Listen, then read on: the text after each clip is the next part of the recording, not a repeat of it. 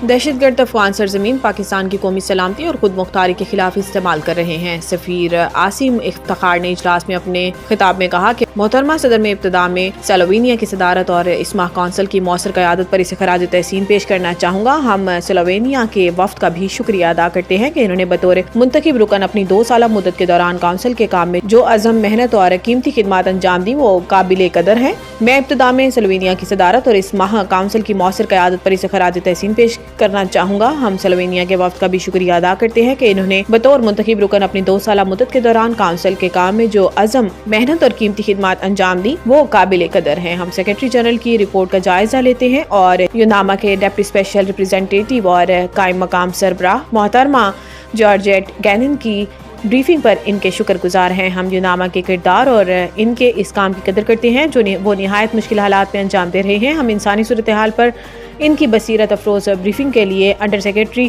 General time Fletcher کے بھی شکر گزار ہیں اور سول سوسائٹی کی نمائندہ محترمہ نگینا یاری کے اظہار خیال کا بھی شکریہ ادا کرتے ہیں۔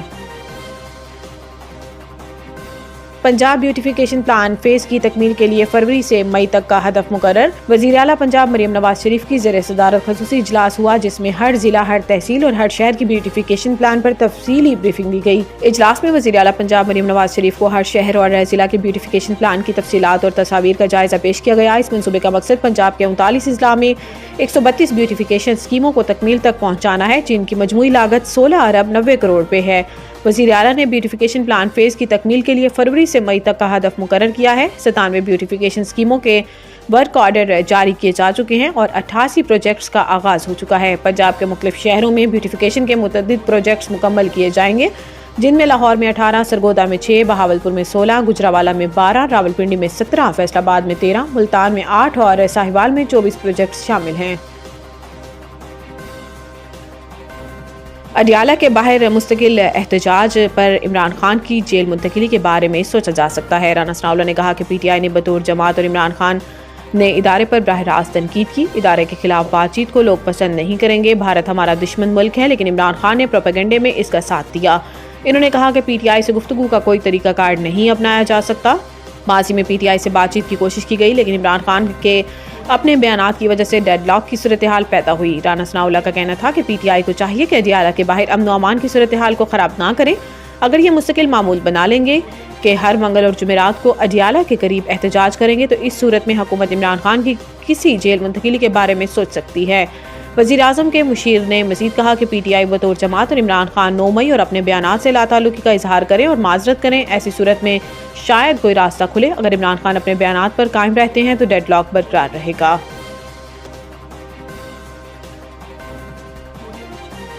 ہمیں مائنس کرنے کی کوشش کی گئی تو یہ بھی نہیں رہیں گے، بیرسٹر گوہر۔ انہوں نے کہا کہ ہم پارلیمنٹ میں ملک اور جمہوریت کو مضبوط کرنے آ رہے ہیں مگر کچھ لوگ حالات بہتر ہونے نہیں دیکھنا چاہتے۔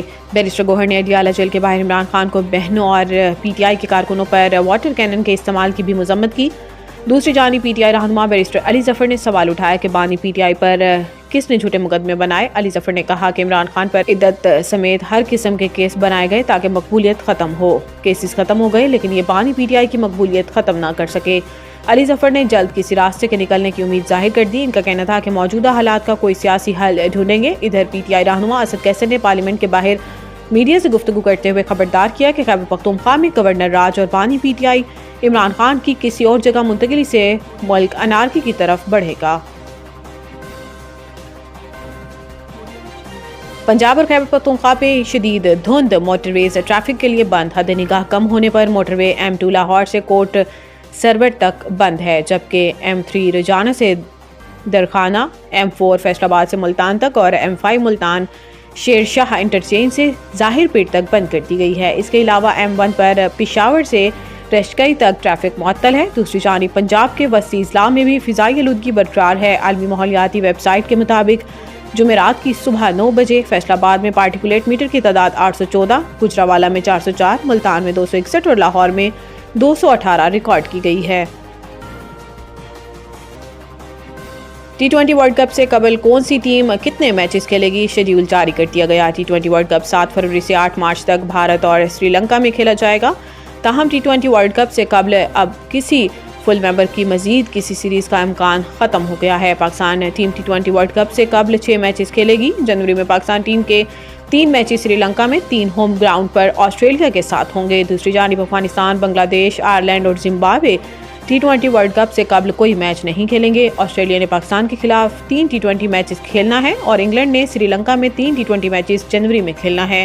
بھارت کی ٹیم ہوم گراؤنڈ پر 5 T20 میچز کی سیریز کھیل رہی ہے۔ بھارت کی ٹیم جنوری میں نیوزی لینڈ کے ساتھ 5 T20 میچز کی ہوم سیریز کھیلے گی، جبکہ جنوبی افریقہ بھارت میں سیریز کھیل رہی ہے۔ 3 T20 میچز کے لیے ویسٹ انڈیز ٹیم جنوبی افریقہ کا دورہ کرے گی۔